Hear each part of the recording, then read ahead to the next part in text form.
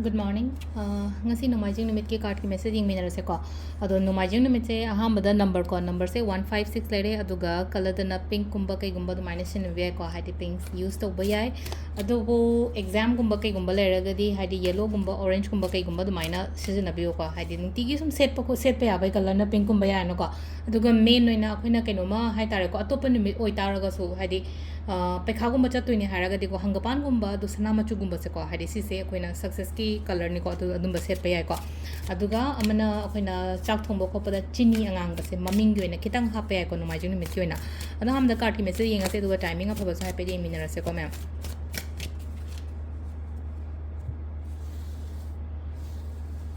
दोसिदगी 3 cards का तंग लोथो से को नुतिगी लोथो पदा माइना card number 1 card number 2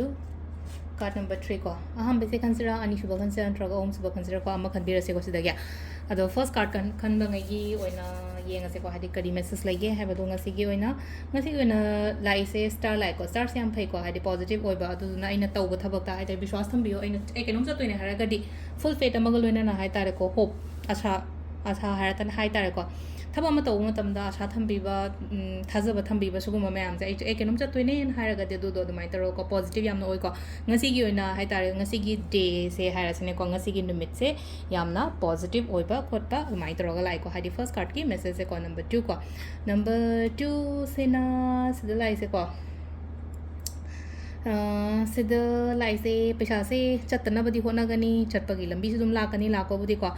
ado chalhalo sometimes ko haidi paisa se hate chalhan ba haragadi paisa se hoina thingjala thamba matam da haidi kupchale ne na dum keno phajala thamba matam da hena chatki ba se yaw ne do na ko magi chakham thokpa leibam thokpa tawkun thokpa dum nungti gi to flow dum chalhalo ba haidi flow da ising smai chatki matam da mathak di chendhara kani na ko adu maina haidi paisa se haidi ko energy ga changdam nei ko ado haidi chatpa lakpa se dum tawdora bane ba adu ngasi hena chat khare khot kare kaina da maina khanbi da ba hai tare ko dum chasano ka shugai de mo haying sum mak chajani ko haina da khandok bi ba ko number 3 sina amuk sidala ise ko kitang kaino oire ko mina ngangba khotpada yam ka hana lawdaba yamna thajagano ngasigi oina ko hari kitang chingnarap to mina ga kaino ma haira ko matam da de haide adu du madi sungthai thajaro no yari ngai adu se lai se ngasigi oina yam ka hana phab oide ko number 3 sina adu tar ga zo aina section laga loir haide phataba kaino ma lakpa matam da haide aina section lawra ga di phare na potho ko adu se sina ko gi card ki message lele timing of ho pe ngase ko ngasi gi na timing se ai ki pung taruk ka minute mapan da gi na 38 ga minute 38 phawng lere 12 ga minute 50 mathoi de na pung ani ga minute 38 phawng lere ko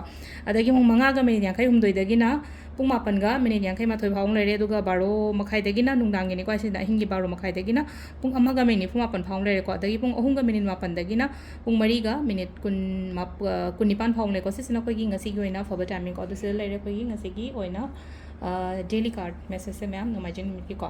thank you